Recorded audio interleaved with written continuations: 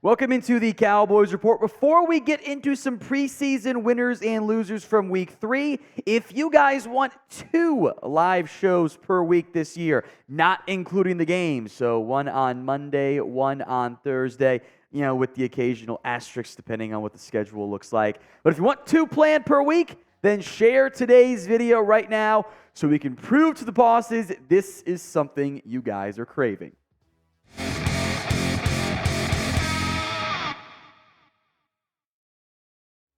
The Cowboys took down the Raiders in Week 3 of the NFL preseason. The winning is great. It makes the game more fun. It tends to lead to better results, but we're predominantly focused on individual efforts in the preseason. We'll start with the positives, and no one was a bigger winner than Will Grier. The Cowboys' 4th-string quarterback, following the trade for Trey Lance, was told by the team, look, we're going to cut you. You're not going to make this team, but we'll give this game to you as a showcase to maybe get picked up or outside shot of a trade. And Will Grier delivered with the single greatest performance he has ever had in his NFL career. He has played some in the regular season. It's been terrible. He's played plenty in the preseason. It's been super up and down. But Will Grier was fantastic. 4 total touchdowns, over 350 total yards, 29 of 35 through the air, did take a sack at the near fumble, the bad snap fumble. He was awesome. And Will Grier will now be on an NFL team in some capacity somewhere. Those of you wondering, is this enough to get the Cowboys to pick Grier over Cooper Rush? I do not believe so. Mostly because there's still a lot of sample size of Grier being very inconsistent. That's why I call him Will the Thrill. It's entertaining. It's not always the best, though. So what ends up happening with Will Grier? Outside expectation, borderline non-existent of getting kept. Maybe on the practice squad could be your route there. K for keep. T for trade. Maybe a team gets desperate and says, here's a 7th-round pick. That'd be a great outcome. Or C for cut. Do make note, Will Grier is a vested veteran, which means he will not go through waivers. He will just be available to sign with somebody. The next big winner, Hunter Luepke, who had, after not playing very much in the first 2 games, got a chance to go against the Raiders, got the start, and was impressive. 15 carries, 58 yards, is less than 4 yards per carry. It's not that great, but he caught 5 passes for 60 yards, a touchdown, held up well from what I could tell watching in the regular copy, the live game, held up pretty well in pass protection. Luepke, for me, is this year's example of the guy that people will swear you have to keep him or else he's not going to make to the practice squad. Even though I think there is a very good chance Luepke falls into 98% of guys who you are worried about getting cut or getting down and do end up making it to the practice squad. If the Cowboys want to carry 4, you can make an argument it's Luepke over Malik Davis. I would not be upset about that. But preseason claims off of cuts are based on need. How many teams out there really need a number 3 back? I don't think that number is very plentiful. So do you want Hunter Luepke on the 53-man roster? This is today's pinned comment. If the ad comes here on YouTube, then take advantage. Head down there and go vote. Y for yes, N for no. Dak Prescott is next up here on your winner's side. That was a pretty great game he called. And I get it's vanilla offenses, vanilla defenses, etc.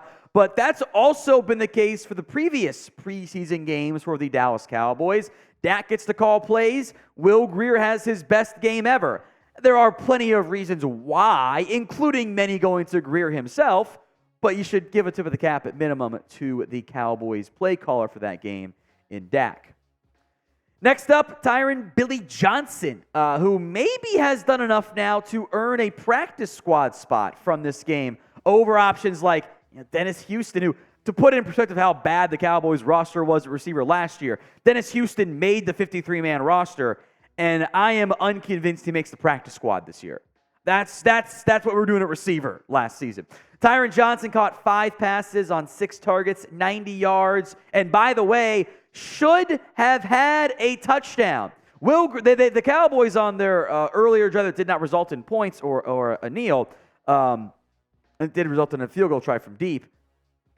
They dialed up the touchdown play. Will Grier had Tyron Johnson for like a 40-yard score, and Grier missed him. Johnson, I thought, had his best game so far.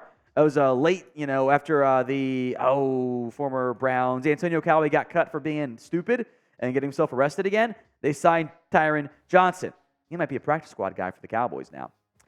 Defensively, how about Devin Harper? I think in light of the DeMarvion Overshown injury, the last couple preseason games, I've been more impressed by Devin Harper. I think he is your favorite to be the extra backup linebacker now for this Cowboys team. I think he's working ahead of Jabril Cox. I will give Harper the edge. Now, today's show is made possible by Rocket Money. Who here has had a subscription they forgot about? Or you just, you had it and you ignored it, and then, the free trial expired, whatever. I think we all have, right? It blew my mind when I found this out, but over 80% of people have subscriptions they've forgotten about. Rocket Money can help avoid that. They are a personal finance app that finds and cancels your unwanted subscriptions, monitors your spending, and helps you lower your bills all in one place. They monitor all your expenses in that one spot. They recommend custom budgets based on your past spending, and they'll send you a notification when you reach your spending limits. Most people think they're spending about $80 on subscriptions. In reality, that number is over double. It's closer to 200. With over 3 million users and counting, Rocket Money customers have saved an average of $720 a year. Stop wasting money on things you don't use. Cancel those unwanted subscriptions now and instead save money and manage your money the easy way by going to rocketmoney.com/Cowboys. That's rocketmoney.com/Cowboys. Links in the comment section and the description of today's show. Next winner, TJ Bass. I am taking him over Josh Ball, and not just because Josh Ball suffered a hip injury. Severity still unknown as we sit here filming this. Bass, I think, is pretty solid in pass protection. Could use some work as a run blocker, particularly trying to get to that second level. But I think he's a better player than Josh Ball is right now, which not saying a ton, but I've been impressed by Bass. We could also throw Kevontae Turpin in this list if you want to, maybe even Peyton Hendershot. But Rico, Dowdle, Deuce, Vaughn did not play against the Raiders. Neither did Turpin. I don't think Hendershot played either. At least I didn't notice him in the live copy or in the game itself. These guys are on your roster. They did not play because they're making the team. They were deemed too important, too big of a role to not make the team. That's a big deal as far as I'm concerned. So Dowdle, Vaughn, hats off to them. Who is your biggest preseason winner? Deuce Vaughn could be a decent answer for that particular question. Sound off for me in the comment section right now. Mazi Smith remains a work in progress, and he will be for a while. That's what he was coming out of Michigan. But there were several more high-end reps that I saw, even just watching live against Seattle. There was one fantastic bull rush. I think it was on the play that Devin Harper had his DFL. Mazi was getting some pressure in there. Kind of cooled off down the stretch, but earlier in the game, way better and way more impactful. I liked seeing that against an admittedly not great interior offensive line for Vegas. Wanye Thomas is next up here, another pass breakup for the Cowboys safety. Also led the pregame speech break, whatever you want to call it there, huddle, hype man, whatever. I think he's on this team. I think Cowboys will go deep at safety. I think Wanye Thomas, who has in years past, along with guys like Tyler Coyle, have been can you get him the practice squad? You always could. Now, you're not going to gamble on that, I don't believe. Finally, Brandon Aubrey. He was 1 of 2 on 59-yard tries, made all of his extra points, has been hovering around 90%, 88, 87% since on all of his kicks combined. Since the Cowboys cut Tristan Vizcaíno, I think he's going to be the guy kicker for Dallas. We will know for certain August 29th, or maybe even August 30th, depending on if they want to claim somebody or not, or sign somebody. Roster cut down day is coming, so too will be the news of the cut, so make sure you guys are subscribed. YouTube.com/@CowboysTV. Free Cowboys videos when you are subscribed. To the losers, Josh Ball. He's hurt. Hip injury. Severity not yet known. And I believe, by the way, that the hip injury came on maybe one of the worst reps you will see. It was I tweeted it, by the way. It's on my Twitter at @WhatGoingDowney.